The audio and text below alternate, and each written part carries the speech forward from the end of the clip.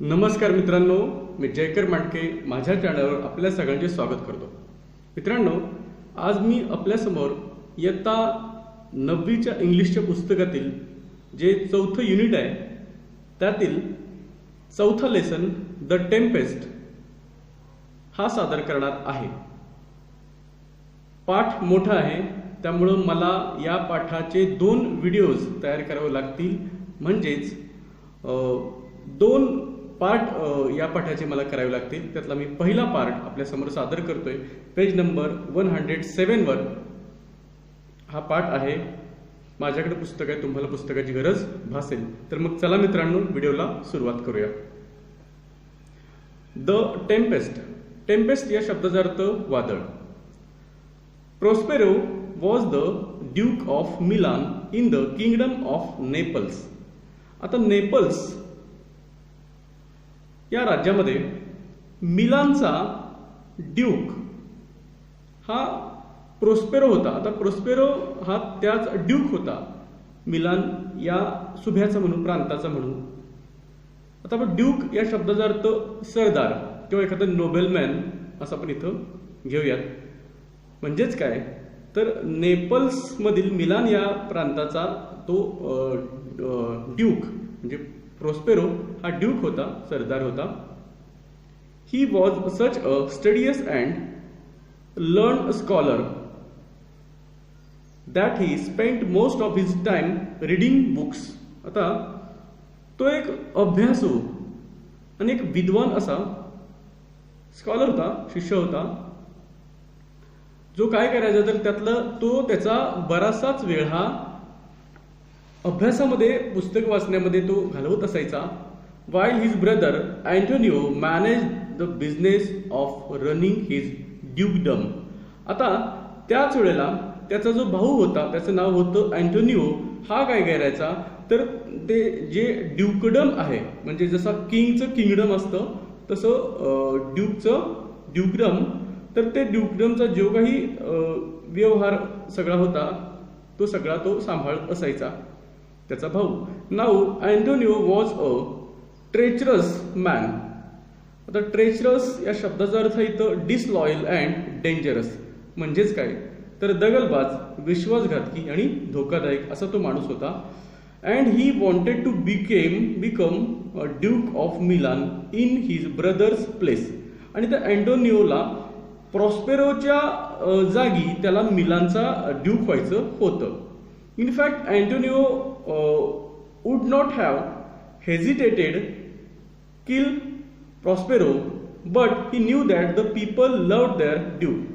आता वस्तुतः त्यानं आपल्या भावाला मारायला अजिबात त्यानं संकोच त्याला वाटला नसता, किंवा त्यानं कुठल्याही प्रकारचा तो कचरला नसता, किंवा त्यानं काकू वगैरे काही केली नसते, किंवा संकोच त्याला वाटला नसता। पण प्रॉस्पेरोवरती तिथली जी काही माणसं होती, त्याची जी प्रजा होती ती खूप प्रेम करत असायची। And would never forgive his murderer. आणि त्यामुळं ज्याने त्याला मारला त्या खुन्याला त्या प्रजेनं अजिबात माफ केलं नसतं।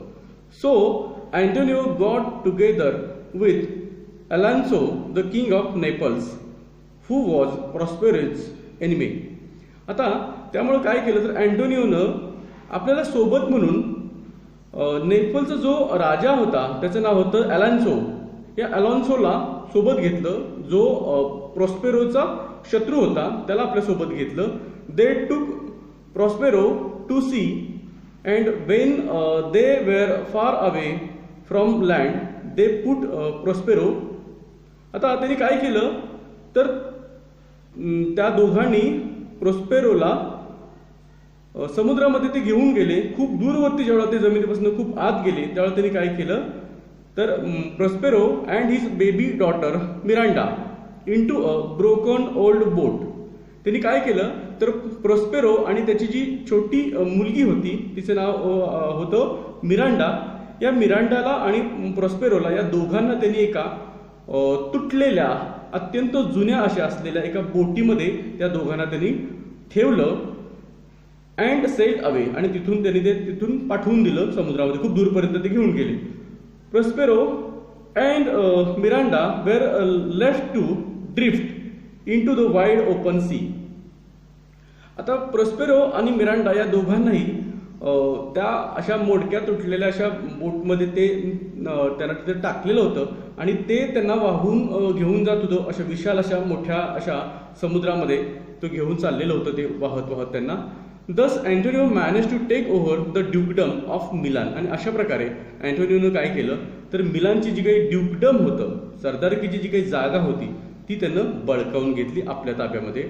With all its wealth and power. आणि सोबतच त्याचं सगळं जे सामर्थ्य होतं त्याचं साम्राज्य जेवढं काय असेल ते तेवढ्या क्षेत्रापुरतं आणि त्याची सत्ता आणि त्याची संपत्ती यावरती सुद्धा त्यांना आपला अधिकार प्रस्थापित केला.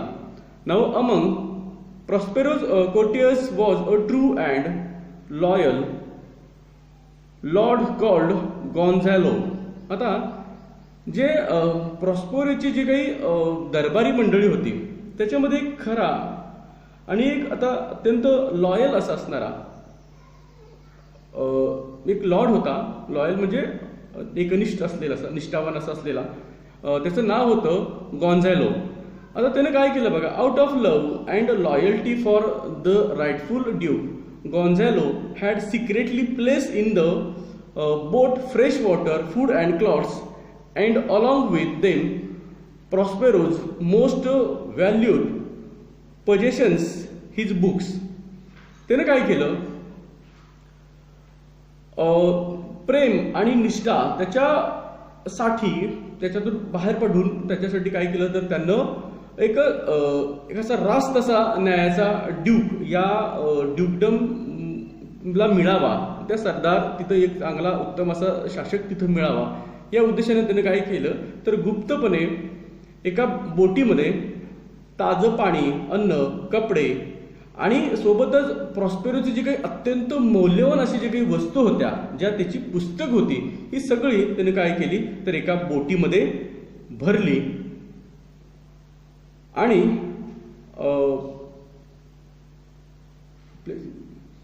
ते बोटीमध्ये त्यानं भरून दिली. You can imagine the hardship faced by Prospero cast adrift in and oarless boat. आता बघा तर तुम्ही त्याला किती अडचणींना सामना करावा लागलेला असेल प्रॉस्पेरोला याची तुम्ही कल्पना करू शकता. कारण का तर एका ओअरलेस अशा बोटमध्ये, ओअर या शब्दाचा अर्थ वल्ले, म्हणजे वल्ले नसलेल्या अशा एका मोडक्या तोडक्या बोटमध्ये त्यांना टाकलेलं होतं, त्यांना फेकून दिलं होतं, कास्ट केलेलं होतं, सोडलेलं होतं आणि ते पाण्याबरोबर मुक्तपणे असेच ती बोट पाण्यावरती वाहत वाहत जिकडं तिकडं जात होती. With a baby girl to care for. आता तो एकटाच नव्हता प्रॉस्पेरो, तर त्याच्यासोबत त्याची छोटी मुलगी मिरांडा ही सुद्धा होती आणि जिची त्याला काळजी घ्यायची होती. म्हणजे त्याला स्वतःचा तर जीव वाचवायचा होताच, सोबतच त्याला मिरांडाचा सुद्धा जीव वाचवायचा होता. However, they were fortunate that the boat reached an island and they landed in safety. आता सुदैवानं ते नशिबवान ठरले आणि ती जी बोट होती ती समुद्रात कुठेतरी न बुडता ती सरळ एका क्षेत्रामध्ये जिथं reached an island and they landed in safety. तर ती सुदैवानं ते एका बेटाजवळ जाऊन ती पोहोचली जिथं भूभाग होता तिथं, आणि सुदैवानं ते तिथून ते उतरले त्या बोटीतनं खाली अगदी सुरक्षितपणे. The island was an enchanted island. आता बघा तर ते जे काही बेट होतं ते एक एन्चांटेड असं होतं, म्हणजे एक जादूमय असं ते बेट होतं. For years together it had come under the spell of an evil witch Sycorax. तर बघा काही वर्षां अगोदर ते जे बेट होतं ते एका दुष्ट असा जो विच चेटकिन, म्हणजे इथं चेटकिन आहे म्हणून मी चेटूक करणारा किंवा करणारी, जर करणारा असेल तर तो चेटक्या आणि करणारी असेल स्त्री असेल तर ती चेटकिन. तर तिच्या स्पेल खाली आलं, म्हणजे तिच्या माया जाळात हे बेट आहे ते अडकलं गेलं किंवा त्याच्या मंत्राच्या सामर्थ्यामध्ये ते आलं गेलं. तिचं नाव होतं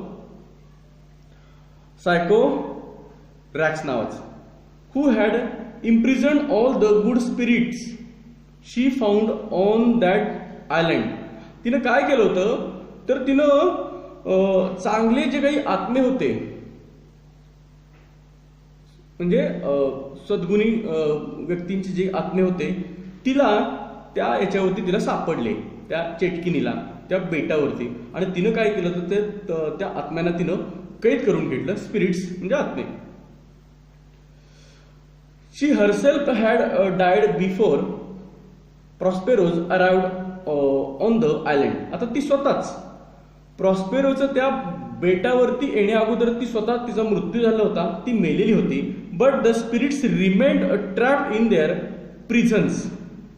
पण ते जे आत्मे होते ते मात्र तसेच बंदिस्त अवस्थेमध्ये, पकडलेल्या अवस्थेमध्ये, जाळ्यात पडलेल्या अवस्थेमध्ये असेच ते बंदिस्त होते, कैदेत होते. आणि ती कैद अशी होती, the Trunks of the large trees on the island. तर जे प्रचंड त्या बेटावरची मोठाली अशी जी झाडं होती, प्रचंड मोठी जी अशी झाडं होती, त्या झाडांचे खोड किंवा त्यांचे जे बुंदे हे त्यांचं प्रिझन होतं, म्हणजे हे त्यांचं कैद होतं, तुरुंग होता असं म्हणू आपण त्याला. आणि या त्यांच्या म्हणजे त्या झाडांचे बुंदेच किंवा खोडच जणू ते त्यांचं तुरुंग असल्यासारखं होतं. याच्यातच त्यांनी बंदिस्त करून ठेवलं होतं त्या बाईनं, त्या चेटकिनीनं. Prospero was a great magician, for his life had been devoted to the study of magic.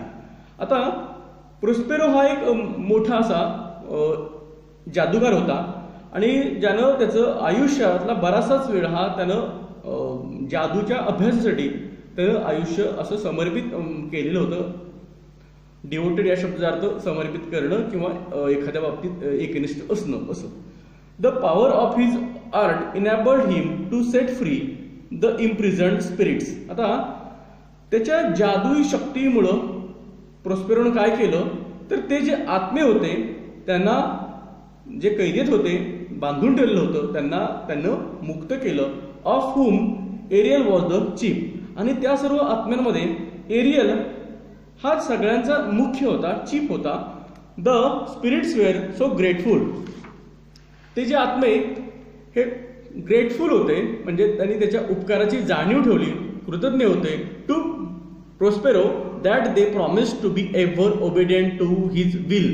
आणि ते कृतज्ञ होते, त्याचा त्यांनी उपकार मान्य केला होता आणि म्हणून त्यांनी त्याला असं वचन दिलं की आम्ही कायमस्वरूपी तुझा आम्ही आज्ञाधारक राहू, आम्ही तुझी जी काही इच्छा असेल त्या इच्छेप्रमाणे आम्ही वागू कायमस्वरूपी, एव्हर, सदा सर्वदा आम्ही तुझ्या आज्ञेमध्ये राहू, आज्ञाधारक राहू, असं त्यांनी त्याला वचन दिलं त्या सर्व आत्म्यांनी.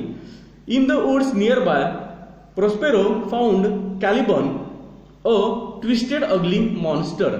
आता त्याच जंगलामध्ये जवळच प्रोस्पेरोला एक कॅलिबन, एक असा कॅलिबन या नावाचा एक ट्विस्टेड अगली मॉन्स्टर सापडला. नाही, सैतान, राक्षस, जो खूपच कुरूप होता, ट्विस्टेड होता, म्हणजे गुंडाळून घेतल्यासारखा पिळलेला असा तो होता. He was the son of Sycorax. आता तो कोणाचा सायकोरॅक्सचा तो मुलगा होता. द विच म्हणजे त्या चेटकिनीचा तो मुलगा होता. कॅलिबन बिकेम प्रॉस्पेरोज सर्वंट. आता तो कॅलिबन सुद्धा काय झाला तर प्रॉस्पेरोचा नोकर झाला. अपार्ट फ्रॉम याखेरीज being hideous and horrible in appearance. आता तो हिडियस होता. हिडियस या शब्दाचा अर्थ व्हेरी अगली होता, तो म्हणजे खूपच दिसायला अत्यंत भेसूर असा होता तो. आणि हॉरिबल होता, भयानक होता तो दिसायला असा तो, म्हणजे खूप कुरूप होता, भीतीदायक, भयानक असं त्याचं दृश्य स्वरूप होतं. He was also vicious and brutal in his habits. त्याच्या ज्या सवयी होत्या त्या सवयी सुद्धा विशेष होत्या, म्हणजे कशा होत्या तर ते दुष्ट होत्या, दुर्गुणी होत्या किंवा निर्दयी अशा त्याच्या सवयी होत्या. सोबतच तो ब्रुटल होता, म्हणजे तो क्रूर होता आणि निर्दयी होता. नो मॅटर हाऊ हार्ड ही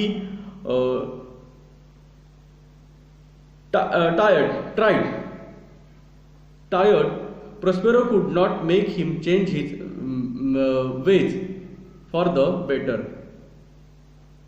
आता बघा, त्यानं काही जरी केलं तरी सुद्धा प्रॉस्पेरोनं मग मात्र त्याच्यामध्ये तो काही चांगल्या त्याच्या वर्तणुकीमध्ये चांगला बदल व्हावा, तो असं काही तो करू शकला नाही, त्याला ते शक्य झालं नाही त्याच्यामध्ये बदल करायला.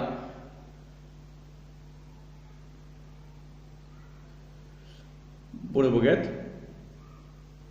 म्हणजे अक्षरशः तो कंटाळला, प्रॉस्पेरो खूप कंटाळा, म्हणजे त्याला काही त्याच्यावरती त्याला पडलेलं नव्हतं की तो कितीही आपल्यावरती कष्ट घेतलं त्यानं कुणी प्रॉस्पेरोनं, तरी सुद्धा याच्यावरती काही फरक पडला नाहीये, याच्या वर्तणुकीत अजिबात बदल झाला नाही. And so it was Ariel's job to see that he carried out his task properly. त्यामुळं एरियलला एक काम दिलं होतं की कॅलिबन हा त्याचं जे काही कुठलंही नेमून दिलेलं काम आहे, टास्क आहे, तो व्यवस्थित करतोय का हे पाहण्याची याची जबाबदारी कुणावरती सोपवलेली होती, तर ती एरियलवरती सोपवलेली होती. टाइम पास्ट, वेळ गेला, काही दिवस गेले, and Miranda grew up to be a sweet and beautiful girl. आता मिरांडा मोठी झाली आणि ती एक छान सुंदर सुरेख अशी मुलगी झाली ती. The spirits of Alan were loyal and faithful to Prospero. आता ते जे आत्मे होते त्या बेटावरती असलेले ते प्रॉस्पेरोशी अगदी निष्ठ होते, निष्ठावान होते आणि त्याच्याशी ते विश्वासूपणे ते त्याच्याशी राहत होते. हु रूल्ड देम वाईसली अँड वेल. आणि जो त्यांच्यावरती अत्यंत सुज्ञपणे आणि छान असं व्यवस्थित असं तो त्यांच्यावरती राज्य किंवा अधिकार गाजवत होता. Now it came to pass that Alonso king of Naples, his brother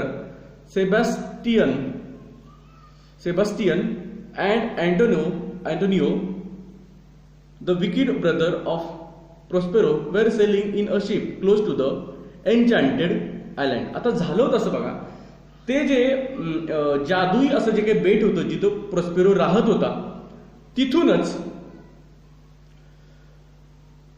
Alonso जो नेपलचा राजा होता त्याचा भाऊ सेबॅस्टियन आणि अँटोनिओ हा प्रॉस्पेरोचा दुष्ट असा भाऊ, हे समुद्रातून तिथून जिथं ते जादुई असं बेट होतं तिथून ते जवळूनच समुद्रातून ते चाललेले होते. The ship was also carrying prince Ferdinand of Naples. आता त्या शिपमध्ये अजून काय होतं तर नेपलचा जो राजपुत्र होता फर्डिनांड नावाचा, तो सुद्धा त्याच्यामध्ये होता. And the old loyal courtier Gonzalo. आणि वृद्ध झालेला निष्ठ असा असलेला राजाशी असा तो दरबारी व्यक्तिमत्व होतं, त्याचं नाव गॉन्झॅलो. हा सुद्धा त्याच शिपमधून त्याच नौकेतनं त्याचा तो प्रवास करत होते. The entire party was returning after the marriage celebration of their princess in a far off kingdom. एका दूरदेशीच्या राज्यामध्ये त्यांच्या प्रिन्सेसचं लग्नाचा समारंभ होता, त्यांच्या राजकन्येच्या लग्नाचा समारंभ होता. आणि त्या लग्नाचा समारंभ उरकून ही सगळी मंडळी त्या जहाजात बसून, त्या नावेतनं बसून, शिपमधनं बसून ती येत होती. आणि तिथं जवळच ते बेट होतं की जिथं प्रॉस्पेरो त्या आत्म्यांच्या समवेत आणि आपल्या मुली समवेत तिथं राहत होता. Knowing that his enemies were near his island, Prospero raised a great tempest. आता त्याच्या जसं लक्षात आलं की आपले जे शत्रू आहेत ते या बेटाच्या जवळच आसपास आहेत, त्यामुळे त्यानं काय केलं तर एक मोठं असं वादळ त्यानं समुद्रामध्ये निर्माण केलं. उग्र रूप असं त्यानं त्या वादळाला त्यानं धारण करून दिलं. आपल्या जादुई शक्ती होती, with the power of his magic. आपल्या जादुई शक्तीनं त्यानं तिथं समुद्रामध्ये एक वादळ निर्माण केलं. The royal ship was turn and tossed on the stormy waves. आता जे शाही, रॉयल म्हणजे शाही, जे काही शाही जे शिप होतं, जी नौका होती ती काय झाली तर ती वळली आणि ती टॉस व्हायला लागली, म्हणजे वर खाली व्हायला लागली त्या वादळी अशा महाकाय अशा त्या लाटांमधनं. It seemed as if it would sink any moment. आणि ते असं वाटत होतं की कुठल्याही क्षणी ती नाव काय होणार आहे तर ती बुडणार आहे समुद्राच्या पाण्यामध्ये, along with all the people on board. आणि तिच्या त्या नावेमध्ये जेवढी काही माणसं बसलेली होती त्या सगळ्या माणसांना घेऊन ती नौका बुडणार होती. बुडते की काय असं तिथं त्यावेळेला वाटत होतं.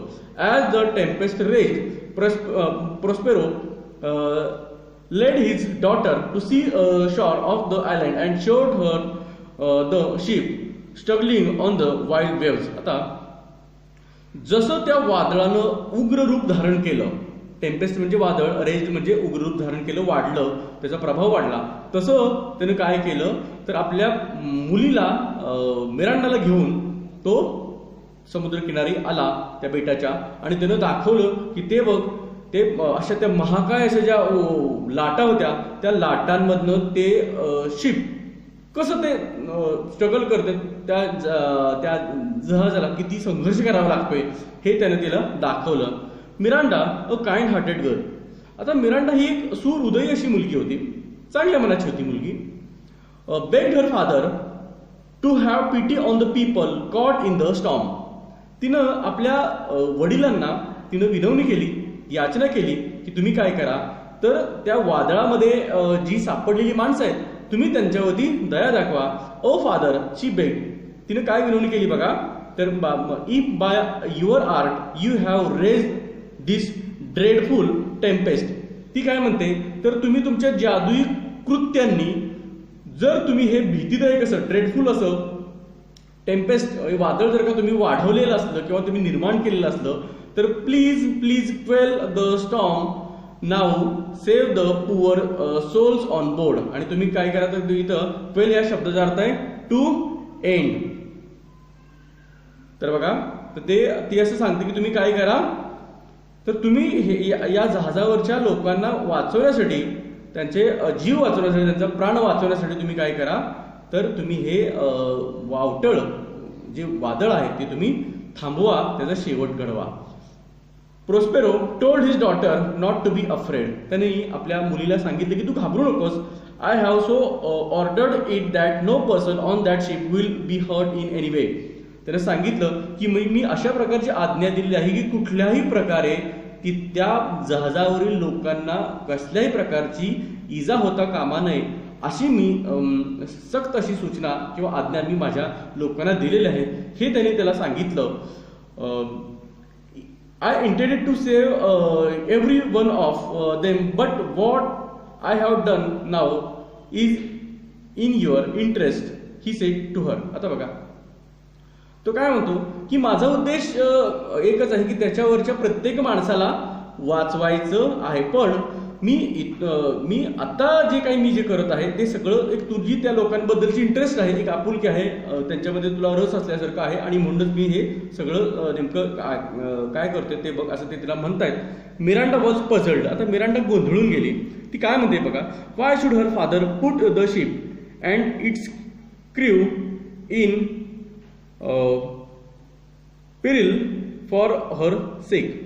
ते असं म्हटले की माझ्या वडिलांनी माझ्यासाठी, तिच्या एखादा हेतू किंवा तिच्या वरती मेहरबान म्हणण्यापेक्षा तिच्यासाठी म्हणत आपण, तिच्यासाठी तिनं त्या जहाजातील माणसांना, तिच्या वडिलांनी त्या जहाजातील लोकांना आणि त्यांच्या क्रू मेंबर्सला म्हणजे खलाशांना त्यांनी धोक्यामध्ये का घातलं, त्यांचा जीव धोक्यामध्ये का टाकला.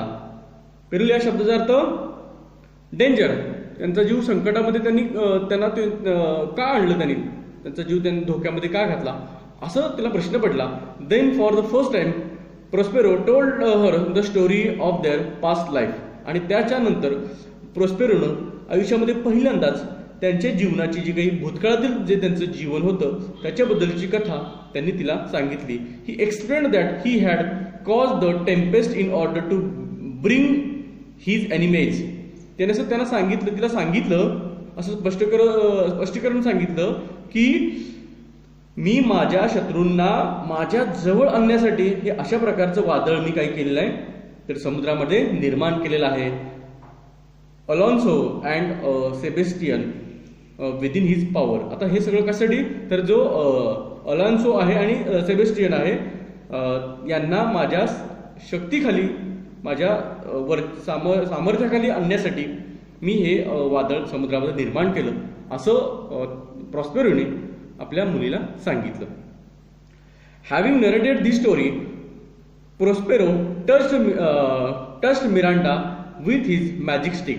आता हे सगळं कथन केल्यानंतर प्रोस्पेरोने काय केलं तर आपल्या मुलीला आपल्याकडच्या जादुई छडीनं काठीनं तिला स्पर्श केला and she fell fast asleep आणि मिरांडा ही गाढ झोपी गेली. Now Ariel appeared before him to give an account of the storm. आता त्यानंतर जो एरियल होता, त्या सर्व आत्म्यांचा जो मुख्य होता, प्रमुख होता, तो त्यांच्या समोर आला आणि त्या वादळाची जी काही घडलेली सगळी हकीकत घटना जेही काही घडलेले ते सगळं सांगण्यासाठी तो त्याच्या समोर आला.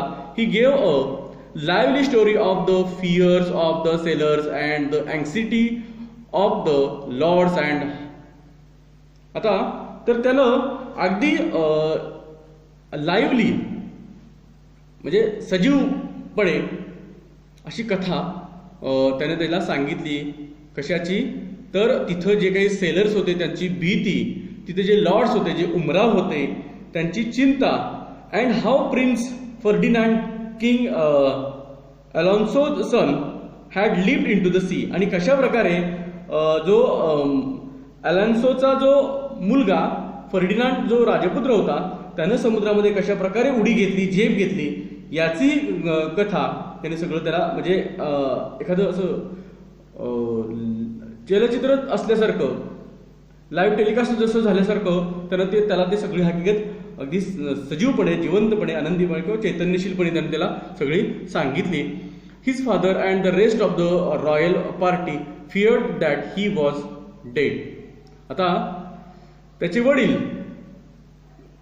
म्हणजे फर्डिनांडचे वडील आणि उरलेले जे काही शाही कुटुंब होतं, जे काही त्यांचे जे त्यांच्याबरोबर आलेले सर्व मंडळी होती, त्यांना असं वाटलं की त्याचा आता मृत्यू झालेला आहे अशी भीती त्यांना वाटली. The prince for his part believed that his father and the other lords had gone down with the ship.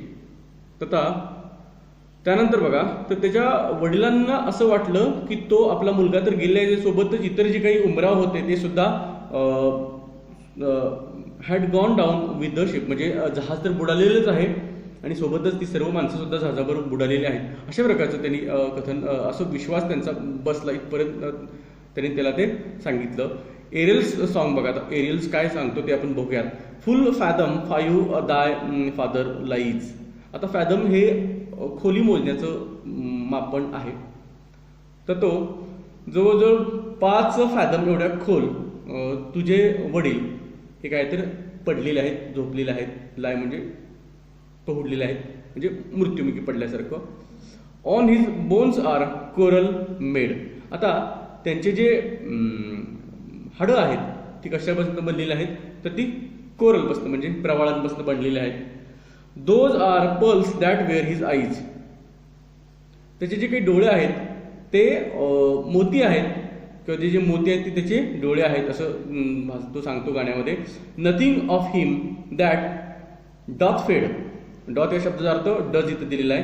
तर त्याला निस्तेज करेल, त्याला क्षीण करेल, त्याला फिका करेल अशी कुठलीही गोष्ट तिथं नाही. बोथ डॉथ सफर अ सी चेंज, बट डॉथ सफर अ सी चेंज. पण सफर म्हणजे त्याला दुःख, अ सी चेंज, सी चेंज या शब्दाचा अर्थ दिलेला आहे कम्प्लीट चेंज, ग्रेट चेंज, म्हणजे संपूर्णतः बदल झालेला आहे तिथं. आणि मात्र काही जरी झालं तरी कुणी सुद्धा त्याला निस्तेज करू शकत नाही किंवा त्याला फिका पाडू शकत नाही. Into something rich and strange. आता तिथं काहीतरी रिच आहे, संपन्नपणे असं काहीतरी आहे, आणि स्ट्रेंज आहे, विचित्र आहे, विलक्षण आहे.